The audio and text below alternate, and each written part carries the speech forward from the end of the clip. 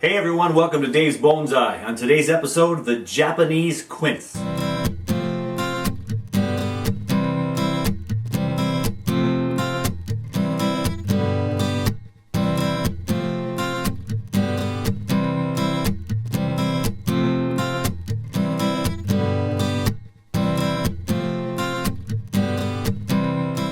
So today we're going to repot this Toyo Nishika, otherwise known as that Japanese quince, a flowering quince.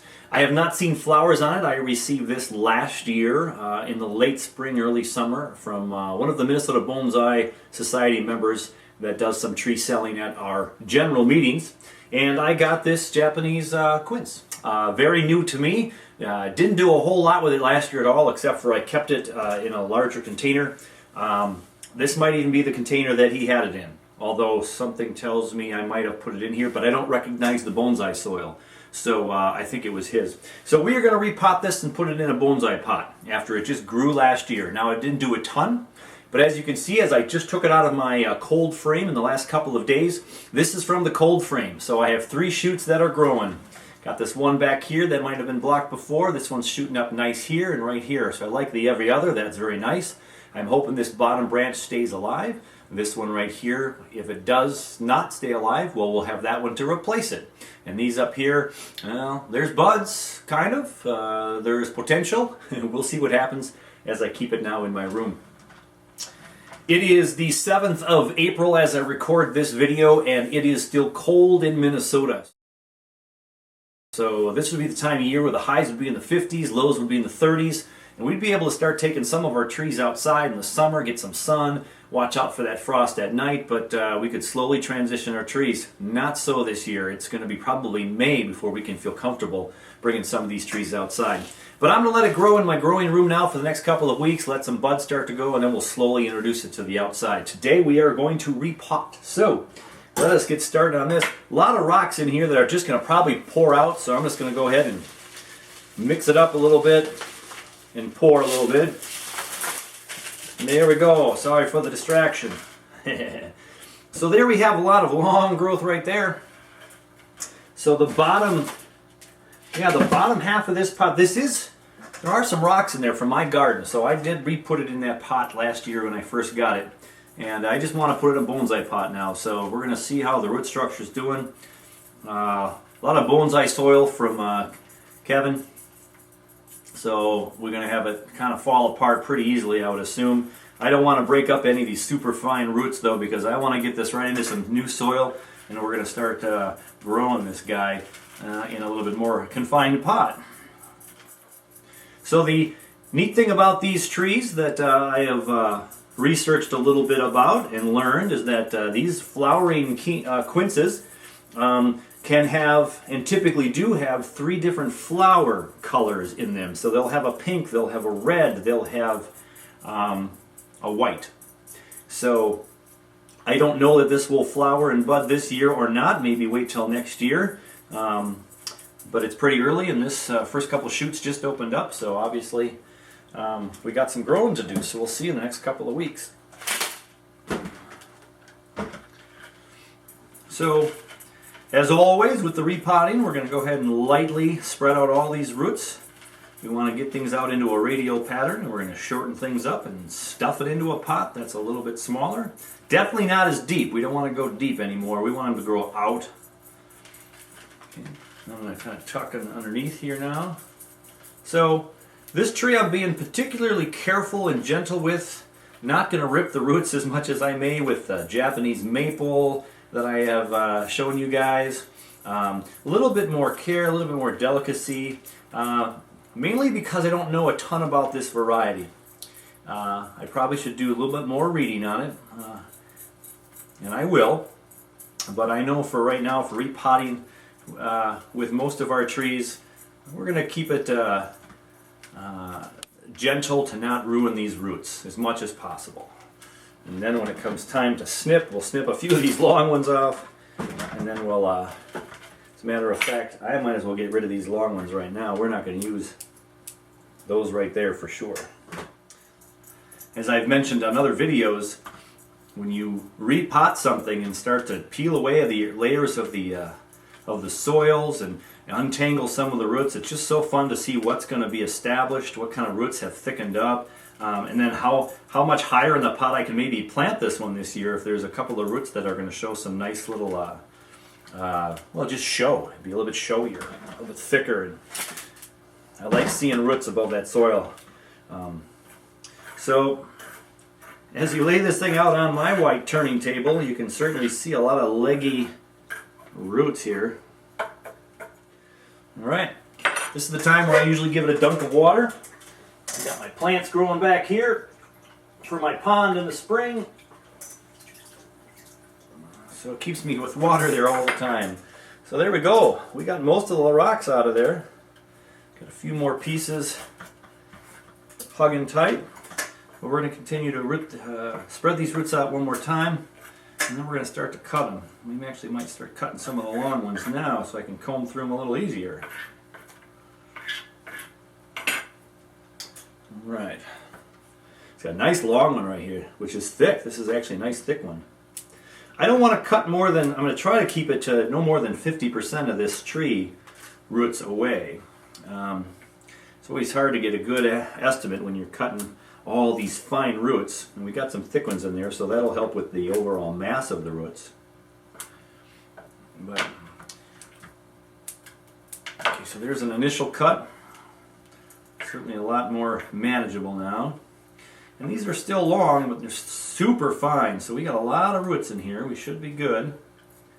So even though I cut all that length off, I didn't come near, I think, 50% of these roots at all.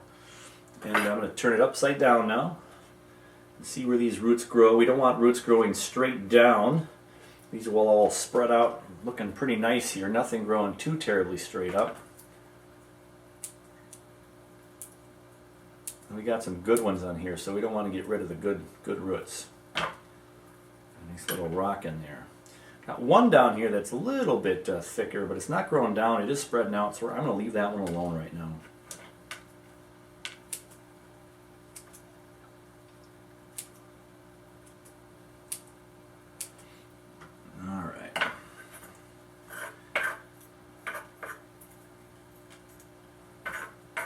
So I got a pretty decent radial pattern growing right now.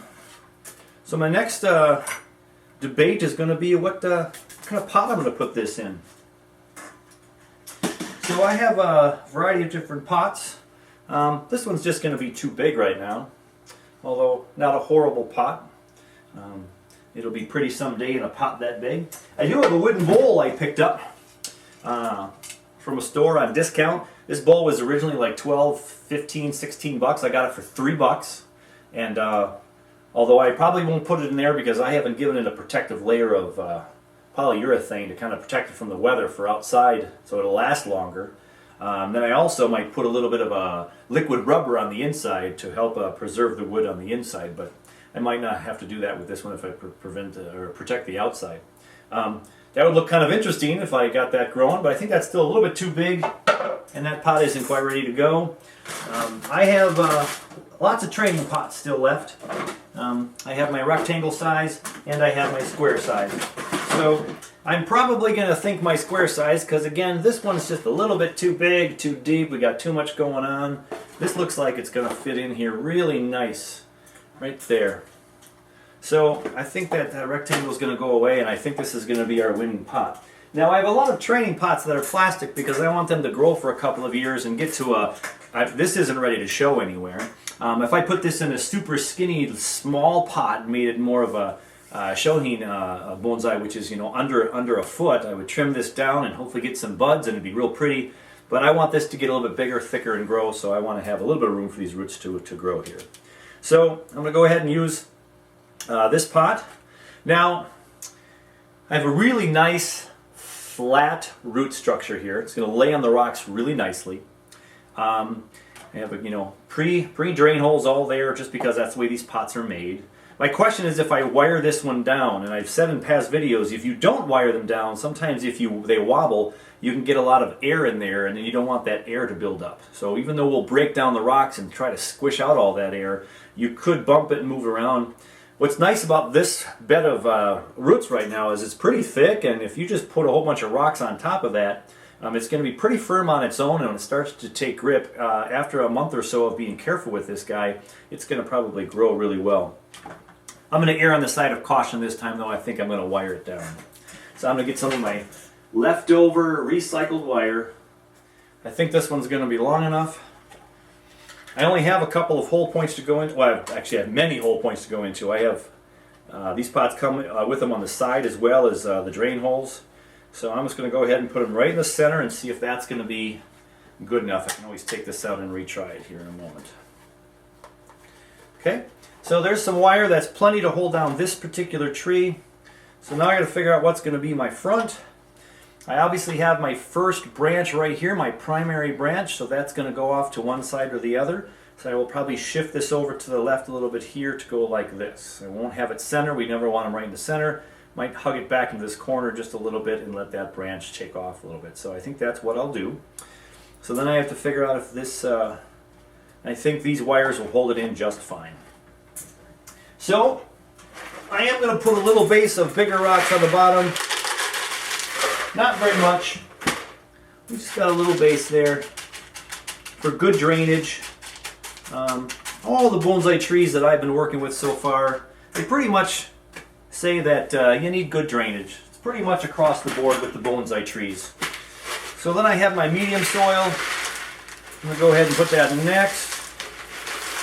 And have a nice little mound right there. So there we go. There we go. Hard to see all that. Then we're going to find that position for our tree. I am going to cut a few more roots off. We do have a lot of roots here. I did not come close to that 50% threshold on this tree. We want this to ramify just like we want it to ramify up top. And right now we got a lot of roots right here and not many branches. So that means hopefully, of course, we'll get lots of branches here and budding in the near future. We're just going to get rid of some of these straight down ones.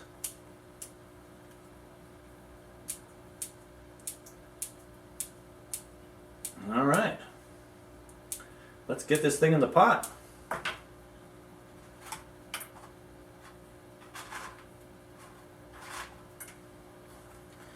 So again, I want it to be back here a little bit. There.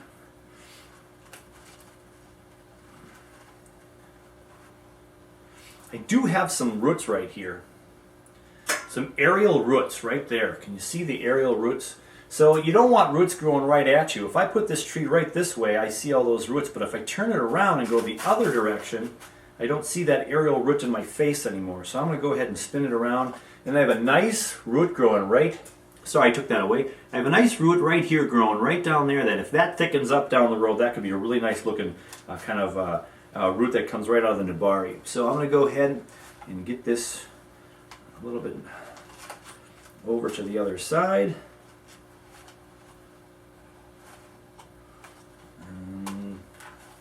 Looks like I could use just a 1/4 of an inch more.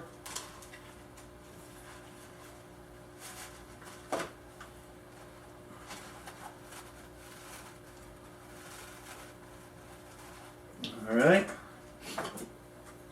Okay, I have the tree leaning a little bit more to the front right now, which is good because when I tighten it up, it's going to go to the back. So again, I questioned for a moment whether I would put some wire in this tree, but the more this shakes around, the more that the rocks could loosen up in there and we could have some air in those pockets, and we don't want that to happen. So right now, there you go. We can see a pretty good spread of those roots right there, and it's wired down, it's pretty tight. I'm going to go one more time, 1 or 2 more little 1/4 spins here because I noticed some extra wire underneath the pot. I'm trying not to damage my roots. Tuck that extra piece down. It's leaning forward a little bit. It's just off to the center here, and it's just a little bit past center. Maybe could push it back a little bit more. So there we go. Sorry for my itchy nose. All right, let's see if I have enough bonsai soil left.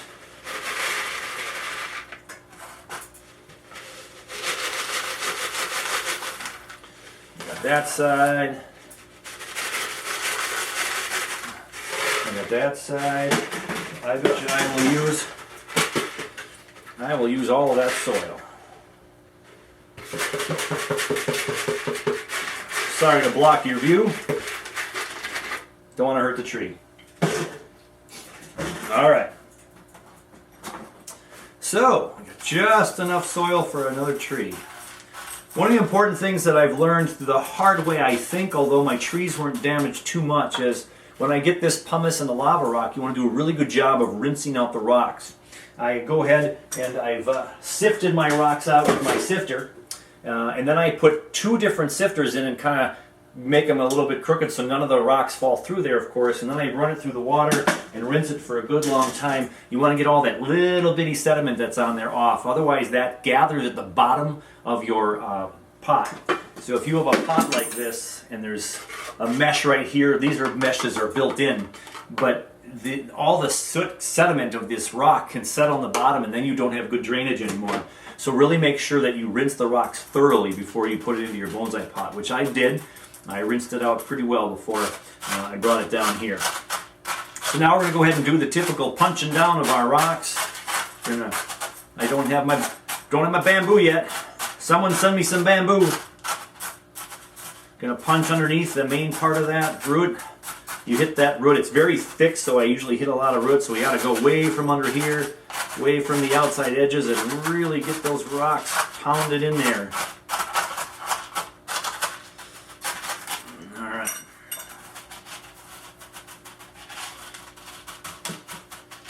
Alright. And there you have it. We can water it and get rid of some more of the sediment, though I got most of it out from the rinsing stage upstairs. But we'll go ahead and give it a nice little wash here right now. And you'll notice the water's starting to come through and it's pretty clear. So that's pretty washed. And there we have it. So this can look good from either side, your side or my side. Your side is the front though, because of these roots that are the aerial style roots. I don't want them coming right out at me, so they'll grow in the back and maybe they'll be a front some other time. But for right now, we have another bonsai ready to sit in my room and start doing some blooming. So for Dave's Bonsai, I'm Dave Weiss, and we'll catch you on the next one.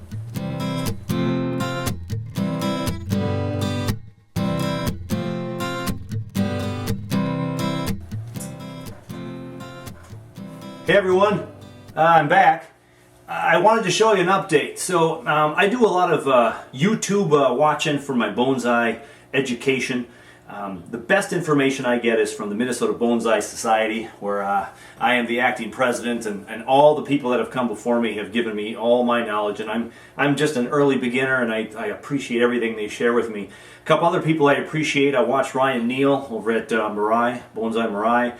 Mirai Live series, wonderful stuff. And but the guy I've watched the most, who's kind of fun to watch, is Nigel Saunders with the Bonsai Zone. Now, his videos have taught me a lot about what I do with my bonsai, and it's just fun to watch. And one of the things I appreciate about his videos the most is when he gives updates on trees. Because whenever you watch a video and you see the tree, it's like, okay, great, and now you want to see it. But of course, when I make the videos, they need some time to grow. I recently gave you an update, literally weeks ago, a couple of weeks ago, on my Japanese maple that I've repotted this spring, kept in my plant room, and just a couple of days or a week or so ago, I made that big decision to cut this guy right off, right up here on the top. And this is what it looks like just a few days or a few weeks later. I don't have the dates of when I shot this, but look at the nice growth here in my plant room. So you can't even see, really, maybe, the cutting point anymore. So this branch right here still has a nice little piece of growth right here. It's some big growth right straight up tall here where I cut it here, and there's some secondary growth. This guy right up front has really taken off really super nicely. You can hardly even see the one in the back, which is right here, which may be cut off because it might be dead. But I have this one right here. Look at that. That has taken off how much growth in the last couple of days. So it's loving the plant room, it's loving the LED lights, everything's looking good. So there's an update on the Japanese maple that I chopped off. I'll put that over here to keep growing. I think that's all I have for you today. So more updates to come as these things grow. For Dave's Bonsai, I'm Dave. That would be Dave Weiss, and we'll catch you on the next one.